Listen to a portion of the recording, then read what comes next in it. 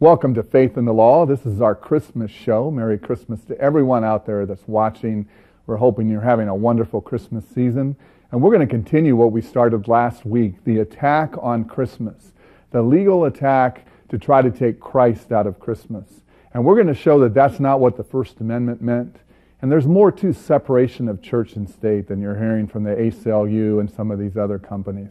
And we also, Jill and I, have a special Christmas gift for you, a wonderful video, I think, that'll really bless your heart. And Jill and I is a special Christmas gift to all of our viewers. So we want you to stay tuned. Attack on Christmas, Part 2, here at Faith in the Law. Thanks for tuning in.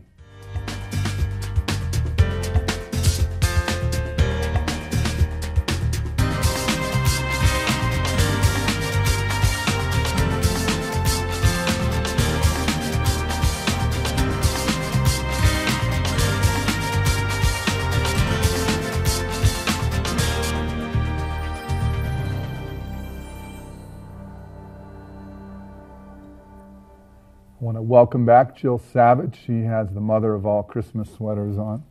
Wow. Very nice. 'Tis the season to be festive. Merry Christmas to you. Merry Christmas to you. Merry Christmas Eve. Well, happy Christmas Eve Yeah. today. Got all your Christmas shopping done? No, but after the show I will. Don't forget your favorite lawyer, too, And I'll go to the right stores. as all you viewers out there.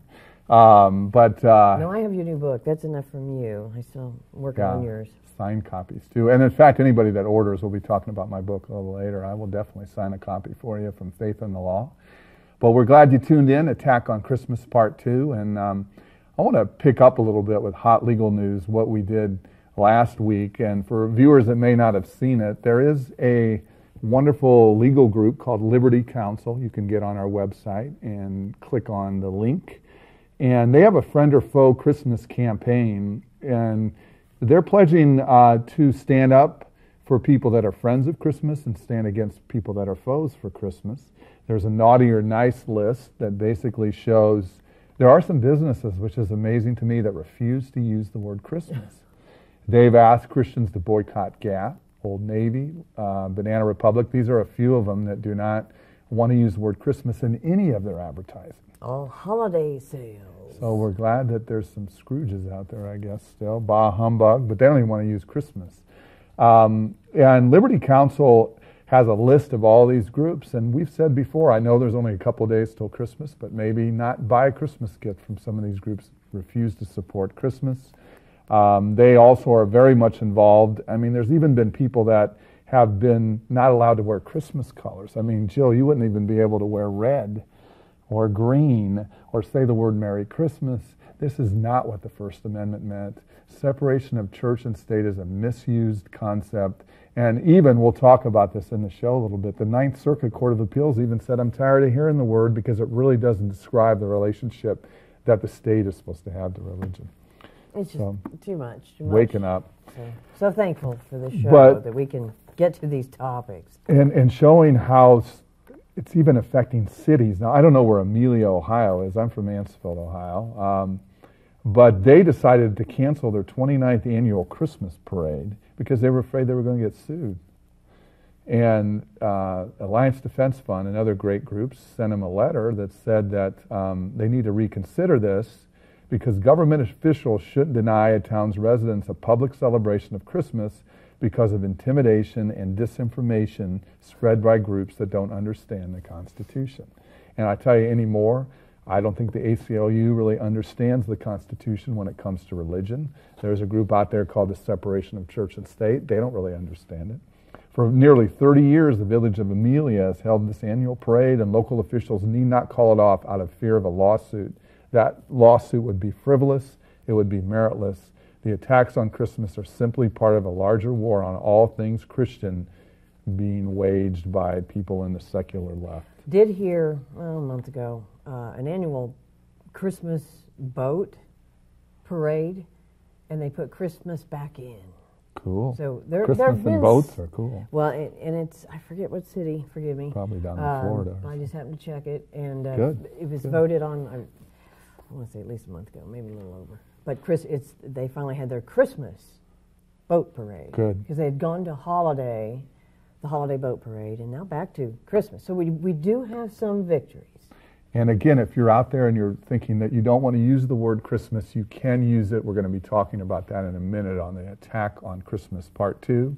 But you know me, I like to put a little humor in this segment. And again, we're going to go to our top 5 list here in a minute. But again, email me if you're having problems with this, because I will get you in front of the right people that can help you. If you're getting persecuted or if you're getting hassled because you want to put Christmas and keep Christ in Christmas, email me and let's take care of this. I'll get you to the right people on it.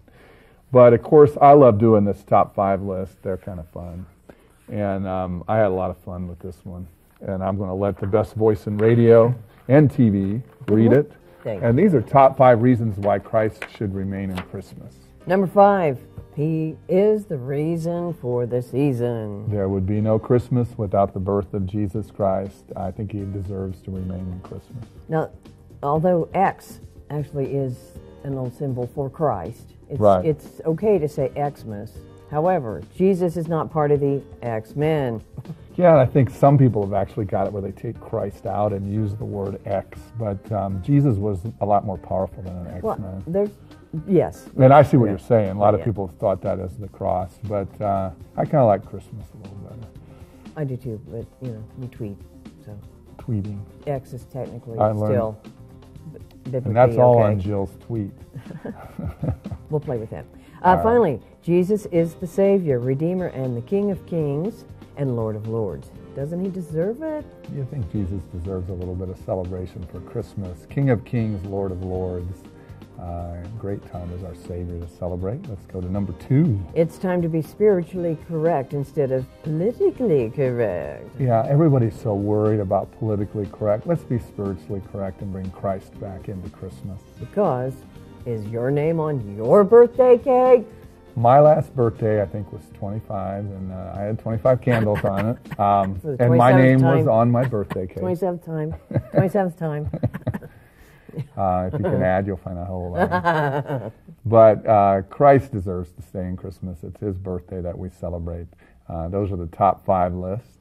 And as usual, I really want you to contact me. Again, if you have a problem with divorce, if you have a problem with child support, if you have a problem with an auto accident, if you have a problem with a neighbor at work, just email me, trolaw@aol.com. If you have a problem standing up for Christ, email me. I love to get involved in these situations. RowanHamilton.com. Check out our website, faithinthelaw.com. There is so many avenues there that are very informational to Christians. We have videos on there. We should have here soon, if not already, we have it available that you can listen actually to some of the shows, and we've been working on that. Thank you for the demand and the requests. And then if you're looking for that last-minute Christmas gift, you can always email me and buy the book. I'll give you a special discount. This book will bless anybody. It's about the magnificent goodness of God, the most revolutionary truth in the Bible, and how it will transform your life. 5 years in the making. trolaw@aol.com. Email me. I'll give you a special Faith in the Law discount. And you can maybe get it wrapped in time. In fact, if you call me and you're close enough, I'll personally deliver a copy. I'll sign it for you if you call me in the show, because we want you to have a blessed Christmas. And nothing's better than reading about how good God is at this time of year and how He gave us the greatest gift of all, Jesus Christ. So contact us, and I'll get you that special book, trolaw@aol.com. And I really want to pick up where we left off last week on this attack on Christmas.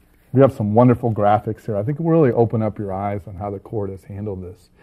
But in recent years, secular groups advocating the complete separation of church and state have been circulating misinformation about the legalities of public celebrations of Christmas, seeking to combine Christmas to the church or the home. And as a result,